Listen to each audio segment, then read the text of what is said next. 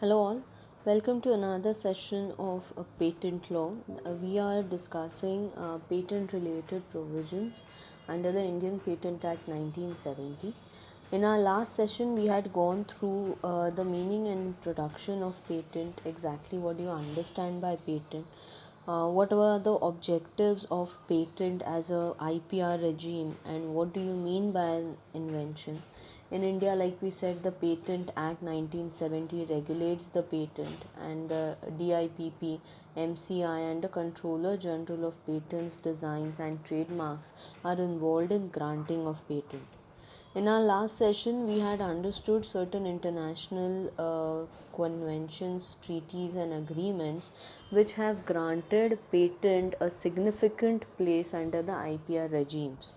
Likewise, we also tried to understand exactly what can be patented, and we said that for an invention to be patentable invention, it needs to go on satisfying certain criteria, like it must relate to a process or a product or both. It must be novel, it must involve an inventive step, it must be capable of industrial application, and most importantly, it should not fall under section 3 and 4 of the Patent Act, which goes on providing the list of non patentable subject matter. So we studied last time section 3 and section 4, which lists out certain products or certain processes which cannot be patented in India. For example, if it is too obvious, that means everybody knows about it, or it is contrary to any natural law, or it is a mere discovery of any new property, or it is a formulation of abstract theory, or it is a mere arrangement or rearrangement of known devices, and so on and so forth. Today we will go ahead to study the second important criteria as to what can be patented, and that is that it must be novel. The product or the process must be novel for it to be an invention and to be patentable in India under the 1970 Act. Now, novelty or new invention is defined under section 2L of the Patent Act, which says that an invention or technology which has not been anticipated by publication in any document or used in the country or elsewhere in the world before the date of filing of the patent application with complete specification. Now, what I have done is that I have highlighted certain important words in this definition, which makes it very clear for you to understand that for a process or a product to be patentable in India, it must be so novel, it must be so new, it must be so unique that nobody in the entire world should know about it. If you remember, in our introductory lecture of patent law, we said that patent rights are territorial rights, meaning that a protection, if it is granted in India, the patent related legal enforcement can be done only in India because it is territorial right. But the invention to become patentable, not necessary that it should be novel only in India. It should be novel throughout the world. That means throughout the world, nobody should have an idea about that invention. It should not be published anywhere in the world. I'll give you a small example. Now, use of turmeric is very common in India as an antiseptic or having medicinal properties. In US, one of the pharmaceutical company tried to use turmeric in its ointment and tried to patent it. Now, use of turmeric as an antiseptic substance may not be very common in US. It might be novel in US, but it is definitely not novel in India. Everybody in India knows how turmeric has got medicinal properties. So it could not be patented in US because it lost the novelty related criteria. So for a patent to be, even for an invention or a product to be even patented in India, it must not only be novel in India, but it must be novel throughout the world. The word novelty here means that it is so unique that nobody knows about it, nobody has an idea about it, or it is not even anticipated by any publication. Now the word publication here does not only mean publication in any journal or publication in any magazine or publication in any newspaper. Even if I have made one particular invention, I have disclosed it on my, let's say, Instagram, and only my followers are able to see that process or that product which I want to patent it. Patent Act, under Patent Act, the Director General will, Controller of Patents will deny granting me patent, because publication or uploading my invention on Instagram means I have published it. So under old age it was fine, 20 years back it was fine to consider publication as a newspaper or magazine or journal, but now everything has become that means everything has included your websites, social media websites, everything has gone as internet, on the internet, because of which even if something is posted on the internet, something is available on the internet, something is available on the www websites, even that will be considered to be a publication. So tomorrow if I want to invent any particular product, and a similar looking product or similar looking process or a product is already available on, let's say, eBay, it will not be considered to be an invention because it is already published. It has lost its novelty related criteria. Likewise, it should not be available, it should not be documented, or it should not be published anywhere in the world before the date of filing of the patent application. Understand, the date of filing of patent application is very important under the Patent Act, because even if the controller of patent grants you the patent, the date from where your 20 years of protection begin is the date of filing of patent application, and that is why people prefer to file the patent application as soon as possible. Likewise, the novelty related criteria is considered on the date of filing of application. Let's say I file my application today, that is on 29th of September 2020, and after 3 months somebody views it in the public domain or somebody uploads it in the public domain, not necessary that the controller will deny my patent. If in the meantime I have already received the patent in 2 months, for example, if I have received the patent, then in that case, even if it is available in the public domain, my patent may not be revoked as simply, because now I have received the patent and after that it has been come in the public domain. So it is very necessary that your novelty should be retained at least till the time you have filed your application for receiving the patent. Now the subject matter should not have been fallen in the public domain. Again, the word public domain means nobody from the public should know about it unless and until you have got confidentiality, strict confidentiality obligations. For example, if I am a technical person, I don't know anything about law, and I want to file, I want to obtain patent for the product which I have invented. Definitely, if I have no legal knowledge or no patent related knowledge, I don't know how to go about with the process. So what I do is that I go and talk to my lawyer. I tell my lawyer that this is what I have done. I want to file for patent. Now, even though my lawyer knows about what is that invention, me and my lawyer are under strict confidentiality obligation, whereby my lawyer legally is bound to maintain the confidentiality of that invention. My lawyer should not disclose it to anybody and everybody unless and until it is required for filing of patent application. And even though my lawyer knows about it, it will not be considered to be the information in public domain because it is under the professional obligation. However, if I am talking about that patent with my lawyer, and a passerby hears about it, that means somebody who is walking outside the office hears about it, and that person goes on talking to 10 different people about that invention, then in that case now the information is in public domain.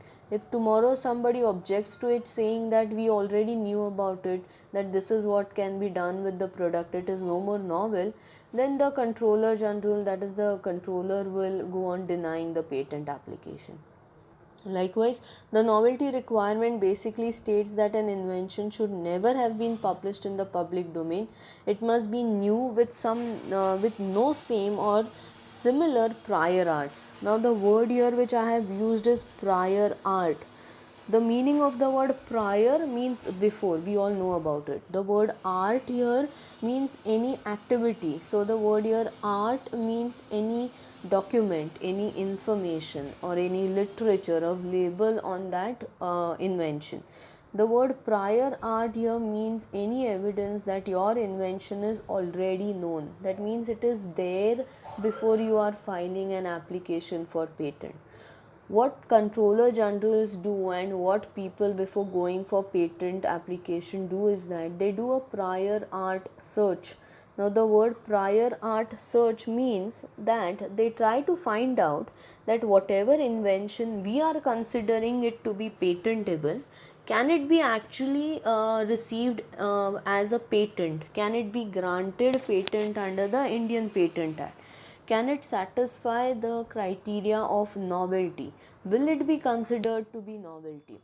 To find it out that whether it will be considered novelty or not, they do certain research about it. That means they go on surfing various public domain websites, literature, books, documentation, talk to experts about such thing to understand that whether in the world such type of invention already exists or not. For a simple reason, filing for a patent application is not an easy task. There are so many documentations which are involved in it. Time is consumed, a lot of money gets consumed in filing a patent application. And after doing all of these things, if controller rejects it saying that it is not novel, it is known to everybody and anybody, it is very obvious, then your entire money, time of creating that product, inventing that product, filing for patent, everything goes in waste. And to avoid all these waste of time and waste of money, generally the patent attorneys or the patent agents go on conducting a prior art search to understand whether this invention is already existing in public domain or not. Prior art does not need to exist physically or commercially available. It is enough that if someone somewhere must have even previously described it or shown it or made something out of that invention, or it contains a use of that technology which is similar to your invention. And many lawyers, many attorneys, law firms go on charging you tremendous amount of money for conducting this prior art search. It is not mandatory, but it is definitely recommended before you give your application to the controller, because later on you go on not wasting your time and money for filing applications. Now, generally, a basic patent prior art search or patent search goes on involving following steps. First, you access a publicly available patent database. Now, there are various commercial databases available in the market. There are various government databases available at the market for country level as well as at international level as well. The WIPO has gone ahead to release international databases on which prior art searches are possible to understand whether anywhere in the world such type of invention has been patented or not. So you can go on accessing such databases, be it private or commercial database or customized database, international database. You go on searching with the keywords related to your invention, go on narrowing down your search to understand that not only that invention but something similar to that invention, whether it exists in the public domain or not. If there are certain similar keywords which you find there, or similar inventions which have come up as a result of your search, then in that case you go on analyzing it to understand if there is any similarity between your invention and something which is already existing in the public domain. If yes, you don't go ahead and file for patent. If not, then you go on analyzing the conflict more, and if you come to a conclusion that no, after doing this prior art search, I'm not finding anything in the public domain which is even similar to my invention, then you go ahead and determine the novelty and file for patent application. So the word novelty here is very simple to understand, but it is very difficult to find out whether your invention is actually novel or not, because it is impossible, physically impossible, to go on locating each and every information and material which is available in the public domain throughout the world. Because like we said, even though patent is a territorial right, but that invention should be an invention throughout the world, not only in India. The second criteria, which talks about whether your invention can be patentable or not, is that it must involve an inventive step or it should be non-obvious. Now, the word inventive step has been defined under section 2GJA of the Patent Act 1970, which says that a feature of an invention that involves technical advance as compared to the existing knowledge, or having economic significance, or both, and that makes the invention not obvious to a person skilled in the art, then it will be considered to be an inventive step. Now, to give you a small example, let's say there is an invention with respect to a building material or construction material. Now, we all know it that in India as well, the construction materials are built out of cement, out of rock, and various components which are used for building a structure, let's say a building or a flat or a house. That if I am using, instead of cement, if I am using another material which nobody in the world has ever used it to construct one building or to use it as a building component, then it will be considered to be an inventive step. That is, it is non-obvious. To give you a small example, a scientist in Tamil Nadu had built an entire road, 1 kilometer road, out of the material which was recycled material. So that recycled material consisted of paper, cloth, textile, glass, bottles. So everything which we consider it to be waste and we throw it in the garbage bin, he used that material and he composed it. He brought it together using the chemicals which were required for its binding, and he used that material to construct an entire 1 kilometer road. And he claimed it that this road cannot be destructed because of heavy load on the road, because of rain, which typical is a situation in India, especially the rainy season starts and our roads start getting dug out. So he claimed that this road will not be destroyed because of any natural force, and it actually happened. For next 3-4 years that road was not destructed due to any natural force. He had asked the government of India, he was an entrepreneur as well as philanthropist, and he said that I don't want to patent my road, I want the government to use this material to construct the roads throughout the country. But let's not get into the politics and how the money of the people will be filled if the roads are not reconstructed every year. But unfortunately, his material was not used by the government to build the roads, but he did not even claim patent for it. But imagine if he would have gone ahead and submitted an application for patent, and if he would have received the patent for it, imagine how much money he would have earned out of that patent. Because building a road or constructing a road not out of any rock or not out of any other material, but constructing it out of a recycled material is an invention. It is an inventive step. It is a technical advance compared to the existing knowledge of building the roads. Likewise, let's take for example 3D printers. Now, printing is one such technology which has come up after Xerox, which is a company. Xerox started its printing facilities, but taking Xerox or taking photocopy is very common nowadays. It is a known or existing knowledge. 3D printing is one such technical advance wherein sitting at home, having a small 3D printer at my home, I can go on manufacturing anything and everything which is possible using the material which is similar to plastic material. So if anybody knows about what 3D printers are all about, in China, in US and many of the technically advanced, technologically advanced countries, they have not only built certain components like chargers or certain components like bed, mattresses using 3D printers. In US they have tried to build an entire city using 3D printers, robotic 3D printers. So they have constructed houses using 3D printers.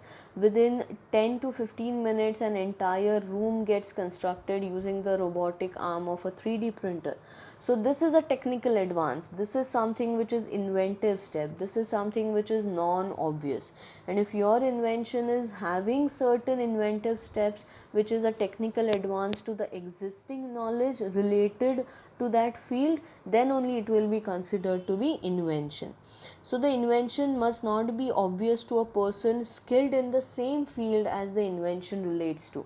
Now let's say there is a pharmaceutical company, and if a pharmaceutical company goes ahead to file a patent for a medicine which they consider it to be an invention. Now for me as a law expert or as a law professor, such product or such medicine might be invention because I don't know how it goes on, right? I don't know what are the components, I don't know how is the composition, I don't know which chemical will react to which chemical. So for me every medicine will be an invention. But a person who is an expert in pharmaceutics, who is an expert in medicines, that person will be able to judge whether the medicine which is invented by that pharmaceutical company, whether it is an actual invention or it is just a rearrangement or just substitution of minute components here and there, which are not patentable under section 3 and section 4, which we have already studied. So if it is a mere rearrangement, instead of 1 gram if I am using 1.01 mg, which is of no major change, then it will not be an invention. But for me who is not an expert in the field, it might be an invention.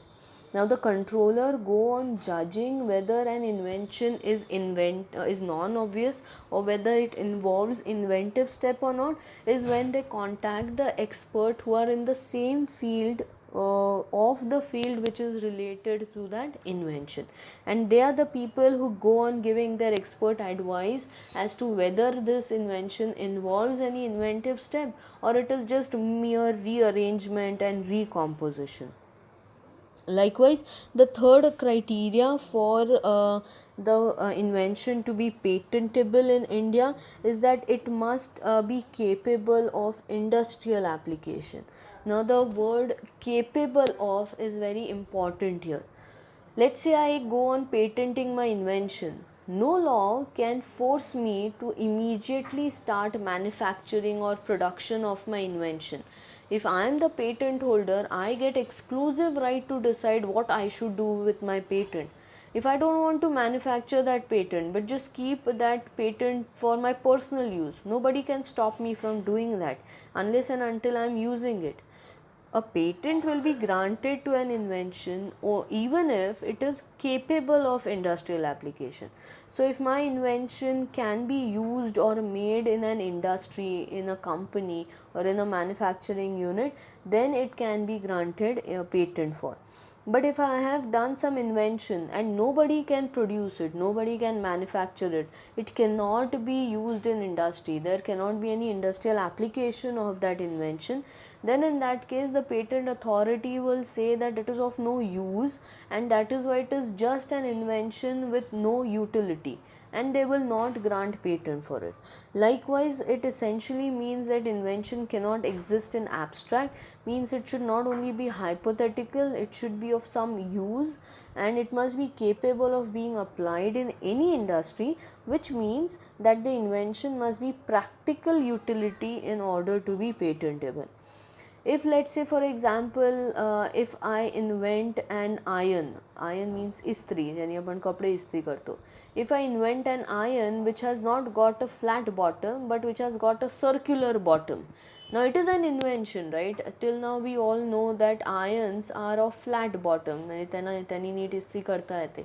But if I invent an iron which has got a circular bottom to it, even though it is an invention, do you think anybody will be able to iron it properly if it has got a circular, round, moving bottom? I don't think so.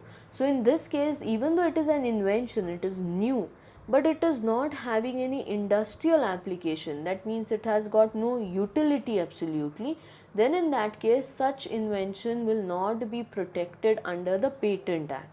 Nobody will deny that it is an invention. It is definitely an invention because nobody has even thought about it, nobody has it, but it will not be patented under the Patent Act 1970. So for an invention to be granted the protection under 1970 Act, it should be firstly a patentable subject matter, secondly it should be novel, third it should involve some inventive step or it should be non-obvious, and fourth that it should be capable of industrial application. So these are the four important criterias which are given under the Indian Patent Act 1970 to make an invention patentable under the legislation. In our next session, we will go ahead to understand what are the rights of the patent holder and what are the limitations with respect to the rights. Thank you so much.